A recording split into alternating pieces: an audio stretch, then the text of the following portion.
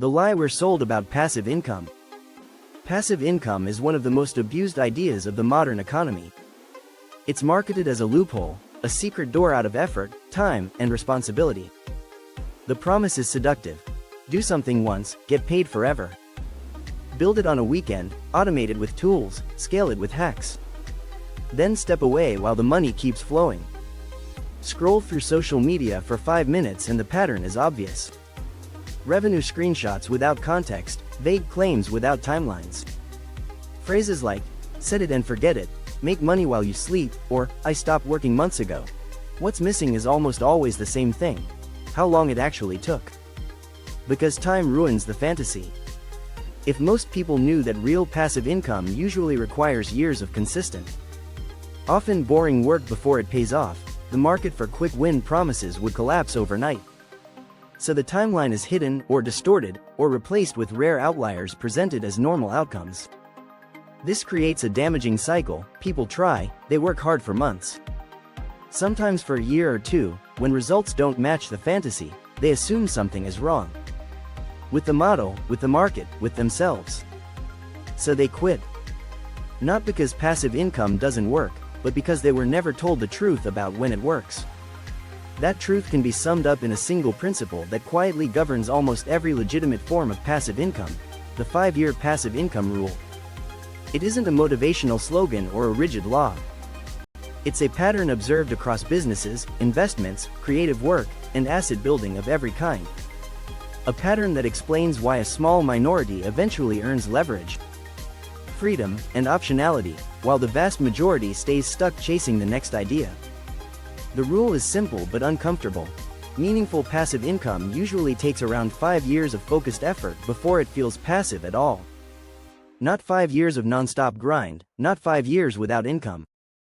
But 5 years before effort and reward truly separate. 5 years before the system you built can stand on its own. This article is about that rule. Why it exists, why it's ignored. Why 95% of people never make it past the early years. And how understanding this timeline changes the way you build income, choose projects, and measure progress. No hype, no shortcuts, just reality. What passive income actually is, and isn't. Before the rule makes sense, we need to clean up the definition. True passive income is income that continues to arrive with little or no ongoing labor after the system is built. Not zero work, just work that's optional, leverage-based, or occasional. Passive income is not getting paid once for work you did once. Side hustles that stop paying the moment you stop working.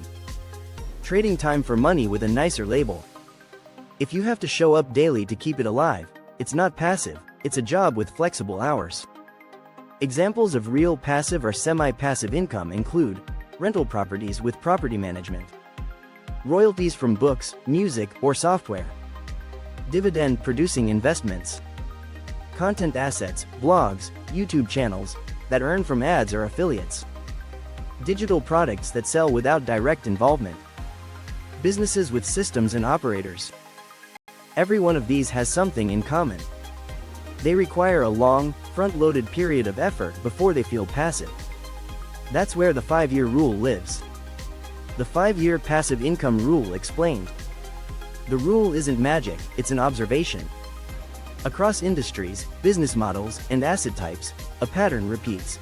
Years 1 to 2 feel slow, discouraging, and unprofitable. Year 3 shows signs of life but little reward. Year 4 begins to compound. Year 5 is when momentum becomes obvious. This doesn't mean you earn nothing for 5 years. It means the income doesn't meaningfully separate from your effort until then. Most people quit in years 1 or 2, some hang on until year 3, see it's still not working, and walk away. By the time year 4 or 5 arrives, the field is nearly empty. That's why it works. Passive income rewards patience, consistency, and long-term thinking. The people who win are rarely more talented, they're just still there. Why 95% miss out? 1. They expect speed. We live in a culture trained for instant feedback, likes, notifications. Same-day delivery, overnight success stories. 5 years sounds absurd in that context. People don't consciously reject the rule, They simply assume they'll be the exception, that they'll crack the code faster. When results don't arrive quickly, doubt sets in. They jump to something new, convinced the previous attempt was a waste of time. It wasn't. They just left too early. 2. They confuse effort with progress. Early effort in passive income often produces invisible results. Writing blog posts no one reads yet. Uploading videos to an empty channel. Building software with few users. Saving and investing without noticeable returns. There's movement, but no emotional reward. Humans are bad at continuing work when progress can't be felt. The brain wants proof. Without it, motivation collapses. 3. They keep starting over. One of the most destructive habits is restarting. New niche, new platform, new strategy, new, better idea. Each reset puts them back at year 0. They stay busy but never compound. The 5-year rule doesn't work if you keep abandoning the timeline. 4. They underestimate compounding. Compounding isn't linear. It's deceptive. In the early years, growth feels broken, flat, almost insulting, then, suddenly, it bends upward. Most people never stay long enough to see the bend. 5. They overestimate how passive it should feel. The word passive creates false expectations. People think the goal is no work. In reality, the goal is detached income. Income that doesn't require your presence every day. Maintenance, optimization, and occasional decisions still exist. The difference is you choose when and how much. Those who expect zero involvement feel disappointed and quit. The emotional timeline of passive income. Understanding the emotional phases helps you survive them.